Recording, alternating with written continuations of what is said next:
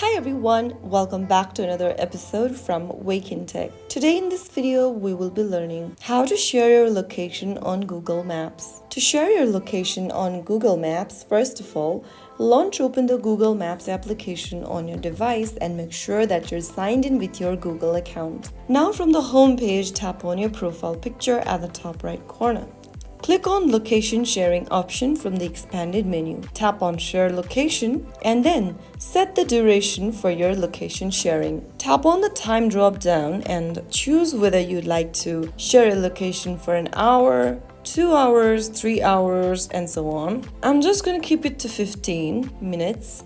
Now, you also have an option to turn on the location until you turn this off, and once you are done, you can go ahead and find the person or app you want to share it with.